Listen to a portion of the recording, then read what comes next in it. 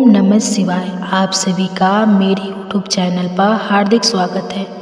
आज आप सुनेंगे मौनी अमावस्या की व्रत कथा प्रारंभ करने से पहले आप सभी से अनुरोध है, कमेंट बॉक्स में अमावस्या माता की जय जरूर लिखिएगा। पौराणिक कथा के अनुसार एक गांव में सास और बहू अकेले रहते थे और उनका बेटा विदेश में कमाने के लिए गया हुआ था। सास और बहू बहुत प्रेम से रहते थे। दोनों एक दूसरे की देखभाल भी करते थे। एक दिन बहू ने खाना नहीं खाया। तब सास ने बहू से पूछने लगी कि बेटी, आज तुमने खाना क्यों नहीं खाया? तब वह कहने लगी, माँ जी, आज मेरा अमावस्या का व्रत है, इसलिए मैंने खाना नहीं खाया। तब उसने कहा कि बहू, यह व्रत क्या होता है और इस व्रत को करने से क्या फल मिलता है, मुझे भी समझाओ। तब वह कहने लगी कि सासू माँ, अमावस्या माता का व्रत करने से बहुत पुण्य मिलता है। घर में अन्न धन भरा रहता है, सुख शांति बनी रहती है और अटल सुहाग मिलता है, पुत्र की प्राप्ति होती है। इसी तरह से 3 पनौती अमावस्या माता का व्रत भी रखा जाता है।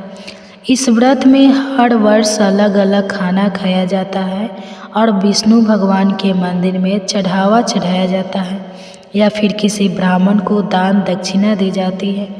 इस व्रत में पहले साल शक्कर, घी और चावल से बना खाना खाया जाता है।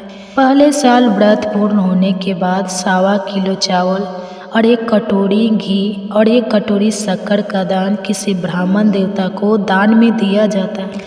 दूसरे साल जौ, घी और शक्कर से बना खाना खाया जाता है। इसी तरह जब दूसरे साल का व्रत पूर्ण हो जाए तब 1.25 किलो जौ, 1 कटोरी घी और 1 कटोरी शक्कर किसी मंदिर में चढ़ाया जाता है या किसी ब्राह्मण को दान में देना होता है। और तीसरे साल गुड़, तेल और घी से बने व्यंजन खाना चाहिए।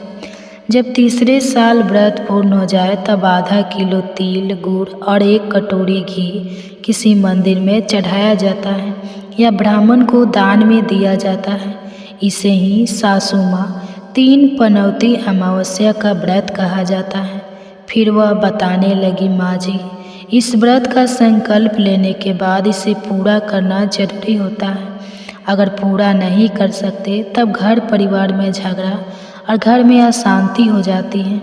तब सासू माँ कहने लगी, मेरी तो उम्र हो गई, लेकिन तुम जरूर करना। और तब बहू यह व्रत करना प्रारंभ करती। एक दिन बहू ने किसी के कहने पर गेहूं से बनी रोटी खा ली और अमावस्या माता इस बात से नाराज हो गई। जो सास और बहू कभी वह प्रेम से रहती थी, उन दोनों में झगड़े होने लगे। सभी गांव वाले भी हैरान हो गए कि यह सब क्या हो रहा है।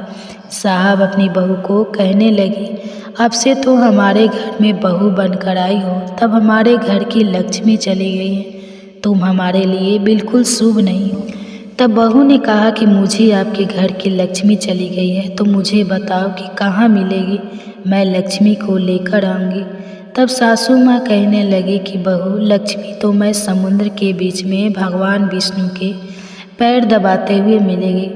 तब वह यह कहकर चली जाती है कि माँ जी, अब तो मैं लक्ष्मी जी को लेकर ही आऊँगी, नहीं तो मैं इस घर में पैर नहीं रखूँगी।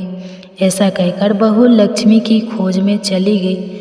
जब वह लक्ष्मी की खोज के लिए निकली तब उसे बीच रास्ते में गाय मिली। गाय बहू से पूछने लगी कि आप कहाँ जा रही हैं?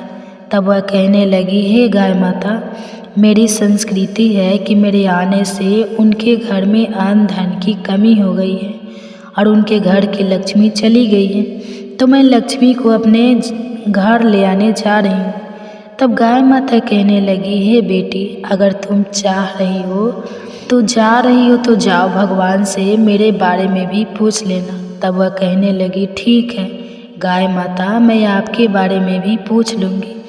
तब गाय माता कहने लगी कि जब मेरा बछड़ा होता है तो मर जाता है, जिंदा नहीं रहता, तो लक्ष्मी जी से पूछ लेना कि आखिरकार मेरे साथ ऐसा क्यों हो रहा है। मैंने ऐसे कौन सी कर्म किए हैं जिसकी सज़ा मुझे मिल रही है। तब वह कहने लगी, गाय माता, मैं आपके बारे में ज़रूर पूछ लूँगी। ऐसा कहकर बहू आगे बढ़ गई। जब आगे बढ़ी तब रास्ते में उसे घोड़ी मिली जिसके गले में घंटी बंधी हुई थी। घोड़ी ने भी कहा कि बेटी, मेरे दुख का निवारण लक्ष्मी जी से पूछ लेना। तब वह कहने लगी, मैं जरूर पूछ लूँगी। ऐसा कहकर बहू आगे बढ़ गई। आगे जाते ही बहू को एक अंधा और बहरा बुजुर्ग मिला। उसने यह बहू से अपनी समस्या के निवारण के लिए पूछने को कह दिया। तब वह उसकी समस्या भी भगवान से पूछने का कहकर आगे बढ़ती गई। आगे जाते ही बहू कोई बूढ़ी औरत से मिली जो कि हाथ और पैर से अपाहिज थे।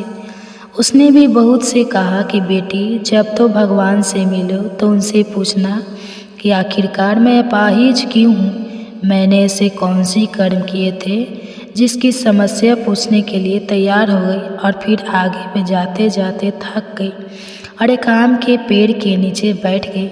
आम का पेड़ बड़ा खुश होकर बहू से पूछने लगा कि बेटी, तुम कहाँ से आई हो और कहाँ जा रही हो। तब वह कहने लगी कि वह लक्ष्मी जी को लेने जा रही है।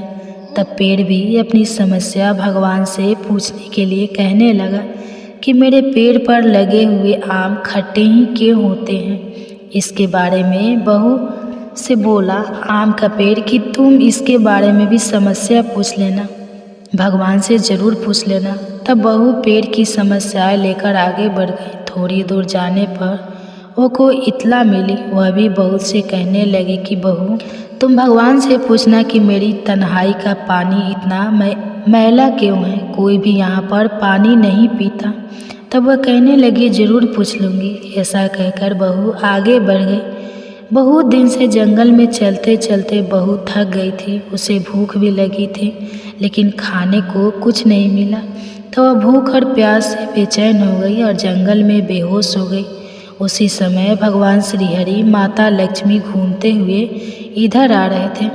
तब माता लक्ष्मी विष्णु भगवान से कहने लगे कि हे नाथ, यह तो आपके बहुत बड़े भक्त हैं, आप इसे दुख का निवारण कीजिए। तब भगवान श्री हरि कहते हैं कि संसार में तो बहुत ही दुख भरे लोग रहते हैं, सभी अपने कर्मों का फल भोग रहे हैं, मैं किसके किसके दुख का निवारण करूं। तब माता लक्ष्मी भगवान श्री हरि से कहने लगी कि वह भूखी प्यासी है, अगर इसे ऐसे में जंगल में छोड़ दिया जाए तो जंगली जानवरों से खा डालेंगे। माता लक्ष्मी की बात सुनकर भगवान श्री हरि एक साधु का वेश धारण कर बहू के पास गए और उसे होश में लेकर आए। बहू के होश में आते ही साधु वेश में भगवान उसे पूछने लगे कि वह यहाँ क्यों आई है और कहाँ जा रही है। तब अपनी सारी बात बता दी। उसकी बात सुनकर भगवान श्री हरि और माता लक्ष्मी प्रकट हो गए। उनके साथ प्रकट हुए अमावस माता भी बहू की यह सब देखकर उनके चरणों में गिरकर उन्हें प्रणाम करने लगी। तब अमावस माता बहू से कहने लगी कि बेटी, तूने मेरे व्रत को खंडित किया है, इसी की सज़ा तुझे मिली है, लेकिन अब मैं तुझे क्षमा करती हूँ। अब तुम घर को जाओ, तुम्हारा घर अन्न और धन से भर जाएगा, तुम्हारा घर सुंदर महल में बदल जाएगा और तुम्हारी सभी मनोकामनाएं भी पूर्ण हो जाएगी। यह सब होने के पश्चाताप बहू ने रास्ते में जो भी मिला था उन सभी के दुखों का निवारण करने के लिए विनती की। तब भगवान श्री हरि कहने लगे कि गाय ने कभी अपना दूध किसी और को नहीं पिलाया, इस कारण उसके बच्चे जिंदा नहीं रहते, तो उसका दूध पी लेना, फिर उसके बाद उसके बछड़े जिंदा रहने लगेंगे। और घोड़ी पिछले जन्म में आटा पीसने वाली महिला थी, वह किसी को आटा पीसकर नहीं देती थी, इसलिए उसके गले में चक्की के पाट बंधे हैं, तो उसके पाट खोल देना, वह बिल्कुल ठीक हो जाएगी। और वह बुजुर्ग कभी भगवान के मंदिर नहीं गया, ना ही कभी उसने भगवान के भजन सुने, तो उसे ले जाकर मंदिर में दर्शन करवा देना, इससे वह ठीक हो जाएगा। एक अपाहिज महिला, उसने कभी अपनी जवानी में दान पुण्य नहीं किया, उसकी यह सज़ा मिली है। तो मुझसे कुछ भी दान करवा देना तो उसकी विकलांगता दूर हो जाएगी। और वह आम का पेड़, उसने तो कभी अपने पेड़ के आम किसी बच्चे को खाने नहीं दिए, इसी कारण उसके सभी आम खट्टे होते हैं। अब तुम उस पेड़ का आम खा लेना, फिर उसके बाद इस पेड़ पर मीठी आम आने लगेंगे। और तलाई का पानी पिछले जन्म में देवरानी जेठानी थे, वह हमेशा आपस में झगड़ा करती रहती थी, इसलिए उसका पानी मिला है तो उसका पानी भी पी लेना तो वह चढ़ाई शुद्ध हो जाएगी, फिर लोगों वहाँ आकर पानी पीने लगेंगे। इस प्रकार बहू ने भगवान श्री हरि माता लक्ष्मी और अमावस माता को प्रणाम किया, उन्हें धन्यवाद किया और अपने घर के लिए तैयार हो गई। रास्ते में उसे जो जो भी मिला उनकी सभी समस्याओं भगवान से कहे अनुसार को दूर करती चली गई। सभी ने उसे भरकर आशीर्वाद दिए। उसका टूटा फूटा घर एक सुंदर महल में बदल गया। उसके घर में अन्न और धन के भंडार भर गए। अब वो अपनी सासू माँ से कहा कि सासू माँ, आपने तो सच में कहा कि मैं आपके लिए शुभ नहीं हूँ। मेरी आपके घर में लक्ष्मी आई है, मेरी वजह से अब आप यहाँ रहे, मैं मरने जा रही हूँ। बहू ने कहा। सास ने उसे कहा, बेटी यह सब तुम्हारे अमावस माता के व्रत करने का फल है, तो यहीं पर हो, अब तुम यहाँ से कहीं नहीं जाओगी। इस प्रकार सास और बहू खुशी खुशी रहने लगे। और फिर एक दिन सास के बेटा भी विदेश से वापस लौट आया और घर में जब उसने खूब धन दौलत और धन के भंडार देखे तब उसकी माँ ने सारी बात अपने बेटे को बताती थी।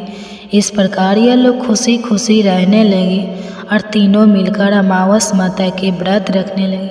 तो बोलिए अमावस माता की जय। अमावस माता इस कथा को कहने, सुनने और हुंकारा भरने वाले सबको घर धन धन के भंडार भर देना, सभी की रक्षा करना। तो यह थी अमावस माता की व्रत कथा। ओम नमः शिवाय, हर हर महादेव, जय भोलेनाथ। आज मौनी अमावस्या के दिन सुनिए अमावस्या और पूर्णिमा, दो बहनों की बड़ी ही पावन कथा। किसी राज्य में एक राजा और एक रानी रहते थे। उनकी दो बेटियां और दो बेटे थे। उनकी एक बेटी का नाम अमावस्या और दूसरी बेटी का नाम पूर्णिमा था। पूर्णिमा बहुत ही धार्मिक स्वभाव की थी। वह हमेशा पूजा पाठ किया करती थी और लोगों की सेवा किया करती थी। घर का सारा काम भी करती थी, लेकिन अमावस्या का पूजा पाठ में कोई मन नहीं लगता था। वह कभी भी मन तो कोई पूजा करती नहीं, कोई घर का काम नहीं करती थी।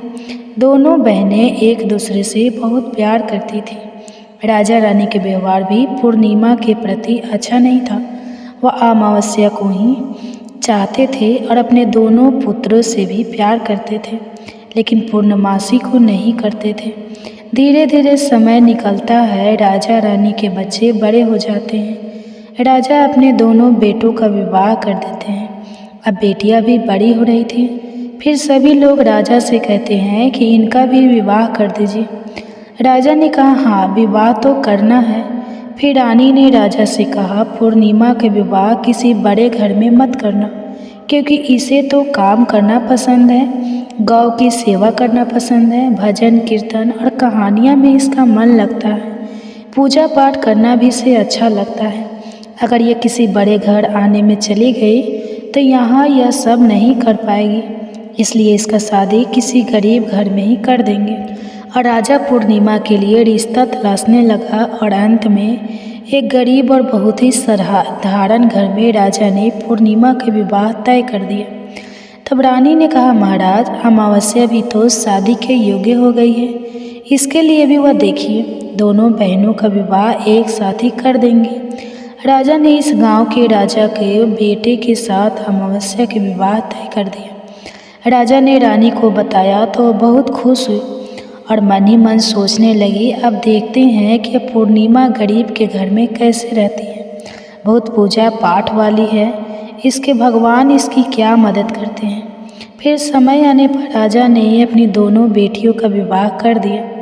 अमावस्या को बहुत धन दौलत दी, लेकिन पूर्णिमा को कुछ भी नहीं दिया। भाई भाभी उससे बहुत प्यार करते थे, क्योंकि वह अपनी भाभिया का काम में हाथ बटाती थी, लेकिन अमावस्या उन पर रोब जमाती थी, उनसे अपने काम करती, इसलिए अमावस्या के प्रति भाइयों का स्नेह नहीं था। फिर अमावस्या और पूर्णिमा दोनों अपने अपने ससुराल चले गए। एक बार की बात है, अमावस्या ने अपने घर में शिव चर्चा रखी, सबको बुलाया गया, लेकिन उसने अपनी बहन पूर्णिमा को नहीं बुलाया। पूर्णिमा अपने दरवाजे पर बैठी थी तो गांव की औरतें ने कहा, तुम्हारी बहन ने अपने घर शिव चर्चा रखी है, तुम नहीं जाओगी क्या? पूर्णिमा ने कहा, नहीं बहन, मैं नहीं जा रही, क्योंकि मेरी बहन ने मुझे बुलाया नहीं है। तुम्हें कैसे चली जाऊँ? तो गांव की औरतें ने कहा, नहीं बुलाया तो क्या हुआ, यह तो पूजा पाठ का काम है, तुम चलो। तुम हमारे साथ। गांव की औरतों की बात मानकर पूर्णिमा शिव चर्चा में चली गई। जब अमावस्या ने पूर्णिमा को देखा तो वह गुस्से से बोली, जब मैंने तुम्हें बुलाया ही नहीं था तो तुम मेरे घर कैसे आ गई? अब आ भी गई हो तो चुपचाप एक जगह बैठी रहना, इधर उधर मत घूमना। उसने पूर्णिमा की गरीबी का भी बहुत मजाक उड़ाया। पूर्णिमा की आंखों में आंसू बहने लगे। भगवान शिव से प्रार्थना करने लगी कि हे भगवान, मुझ में पर आप कब कृपा करोगे? आखिर मेरा कसूर ही क्या है? क्या पूजा पाठ करना, गौ माता की सेवा करना और काम करना गलत है? भगवान, अब तो मुझ पर रहम करो। इस तरह मैं भगवान से विनती करने लगी। शिव चर्चा पूरी हो गई और अमावस्या ने सबको प्रसाद दिया, लेकिन पूर्णिमा को प्रसाद नहीं दिया। वो बिना प्रसाद के वापस आ गई। वे रास्ते में सोचते हैं कि घर पर बच्चे प्रसाद मांगेंगे तो मैं उन्हें क्या कहूँगी। फिर उसके मन में एक विचार आया कि क्यों ना अपने भाई भाभी से ही मिलकर आ जाऊँ। वह अपने पति और बच्चे को बताकर अपने मायके जाने के लिए निकल गई। चलते चलते उसे एक तुलसी का पेड़ मिला। वहाँ एक चबूतरा बना था जिस पर एक बूढ़ी माँ बैठी थी। उसे बूढ़ी माँ ने पूर्णिमा से कहा, बेटी तुम कौन हो और कहाँ जा रही हो? तब पूर्णिमा ने पूर्णिमा को अपना परिचय दिया और फिर बूढ़ी माँ ने कहा, बेटी देखो, मेरा तुलसी का पौधा सूखा जा रहा है, इससे थोड़ा जल डाल दो और चबूतरी की भी धुलाई कर दो तो थोड़ी ठंडक मिलेगी। पूर्णिमा ने बहुत अच्छे तरीके से चबूतरी को धोया, तुलसी में जल दिया और तुलसी की पूजा की। फिर पूर्णिमा ने कहा, माँ जी और कोई काम हो तो बता दीजिए, अगर नहीं है तो क्या मैं जाऊँ? तो बूढ़ी माँ ने कहा, नहीं बेटा, और कोई काम नहीं है। अब तुम जो भी जाओ उसे खूब आशीर्वाद दिया, लेकिन तुम अपने मायके से लौटते समय मुझे मिल कर जाना। उसने कहा, ठीक है माँ, और वह आगे चल पड़ी। चलते चलते रास्ते में उसे शिव मंदिर मिला। वहाँ भी एक चबूतरा था, उस पर एक बूढ़े बाबा बैठे हुए थे। फिर और कोई नहीं, स्वयं शिव भगवान थे, लेकिन पूर्णिमा उन्हें पहचान नहीं पाई। भोले बाबा ने कहा, तुम कौन हो बेटी? तो पूर्णिमा बोली, क्या बात है बाबा? बाबा ने कहा, बेटी क्या तुम इस मंदिर की सफाई कर दो तो तुम्हारा बहुत एहसान होगा। पूर्णिमा ने खुशी खुशी बाबा के सारे काम कर दिए और भगवान शिव की पूजा की। थोड़ा और चली तो उसे काली माता का मंदिर मिला। काली माँ भी एक बूढ़ी माँ के रूप में वहाँ बैठी थी। काली माँ ने कहा, बेटी कौन हो तुम? पूर्णिमा ने अपना नाम बताया और कहा, क्या बात है, जहाँ सब पूजा पाठ करके तो चले जाते हैं, कोई मंदिर साफ नहीं करता। देखो मंदिर कितना गंदा हो गया है, जरा इसकी साफ सफाई कर दो। पूर्णिमा ने मंदिर की साफ सफाई नहीं करती, तुम यहाँ की साफ सफाई करते हो। फिर सब खूब बातें करने लगता है। सुबह जब ननद जाने को तैयार होती है तो भाभी ने उसे एक लाल साड़ी दी और कहा, ननद जी इस साड़ी को पहन लो और हाँ जल्दी जल्दी आया करो। बहुत दोनों के बाद आई तो पूर्णिमा ने कहा, ठीक है भाभी, आप जब भी मुझे बुलाओगी मैं तभी आ जाऊंगी। और फिर पूर्णिमा ने खुश होकर वह लाल साड़ी पहन ली और श्रृंगार भी किया। भाभियों ने थैला भर उसे धन और गहने दिए।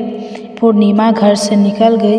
चलते चलते रास्ते में फिर वही नदी मिली और नाव में बैठकर वह नदी के दूसरे पार पहुंची तो वही बूढ़ी माँ मिली जो गंगा मैया है। और हाँ, इसे रास्ते में मत खोलना, अपने घर जाकर ही खोलना।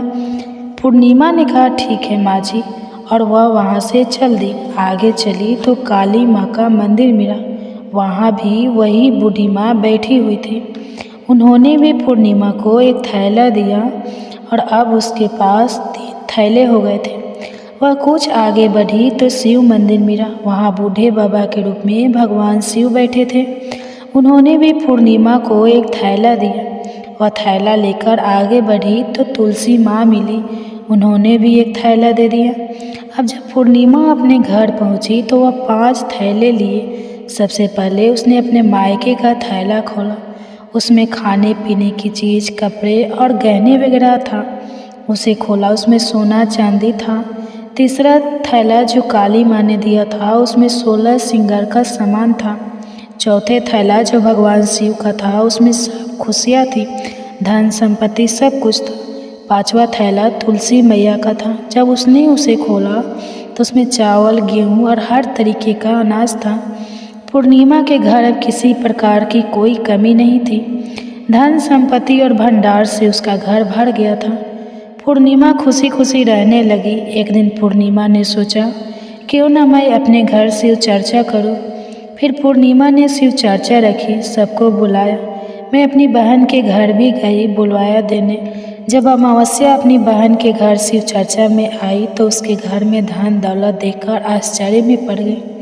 फिर अमावस्या ने पूछा, तुम्हारे पास इतना धन दौलत और वैभव कहाँ से हो गया। तो पूर्णिमा ने कहा, देखो बहन, तुमने शिव चर्चा रखी थी, मुझे नहीं बुलाया, फिर भी मैंने बिना बुलाए तुम्हारे घर गई, लेकिन तुमने मुझे प्रसाद भी नहीं दिया।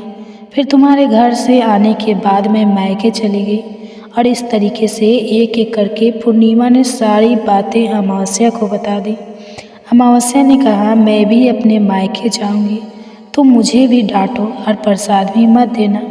लेकिन पूर्णिमा ने कहा, भगवान का प्रसाद है, मैं तो सबको दूंगी।